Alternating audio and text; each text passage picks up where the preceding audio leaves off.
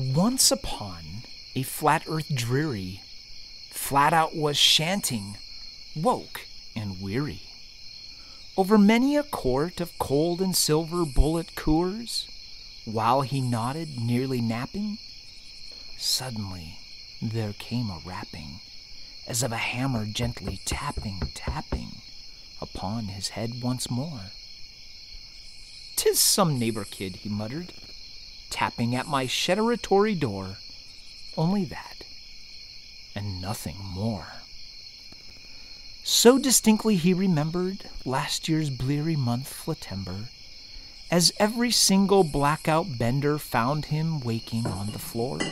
The aspirin he did quickly swallow, vainly 'twas still hung till the morrow, all while winning Wolfie's flight path challenge and seeking the ever-cursed curve.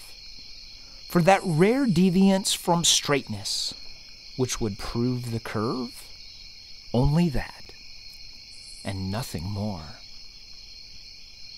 For thoughts of finding that sad and unattainable proof of the far curvizon thrilled him, filled him with experimentations and much, much more. Even now his flat-out heart starts explode a-pounding, till he hears a cackling, a calling at his shedderatory door. "'Tis some neighbor kid pounding at my experimentory door," only that, and nothing more. But at the door, a globe-earth raven, a.k.a. a Glavin, by the bright and loud writing on the apparel that it wore, for though his shant was short, misshapen, I read the words, "I am the Glavin," with math books and a P9 scope for peering off the shore. And I, "Tell me why you come here and tap upon my shedderatory door?" Quoth the Glavin, "There is a curve." That a-hole bird went to speak longer, but my flat-out voice was much the stronger. "Sir Bird, you cannot give me proof of curve from any shore. My brain I've been racking, they say my mind is cracking, and I was flattening and flat model mapping here behind my shedderatory door. Then thou Glavin came a knocking with your vile, untrue, globy lore. I doth see flatness, nothing more. Deep through that night I was fla-teaching, loudly, proudly was I fla-preaching, demonstrating the depths of devotion he'd never seen before. My brilliance was unbroken. This bird must be shant woken. I told him the tipitudinal truth he'd never heard before. I bestowed my pair of ballistatic balls. He was shaken to his core.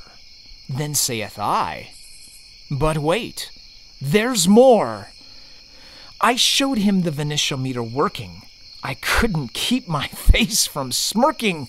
The personal equatorial mount, the P9 million and more, the levelator propped up by the door.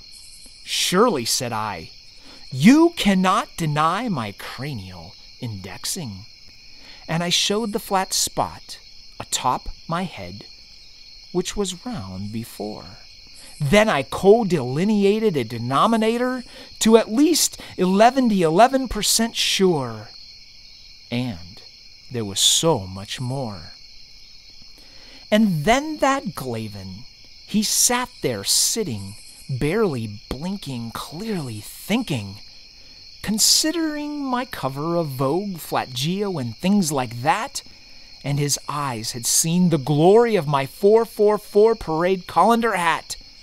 He saw me pushing unpushed realms and pilots using my flat-out maps. He was quiet, clearly considering. Then his beak did crack. Quoth the Flavin, "Keep it flat."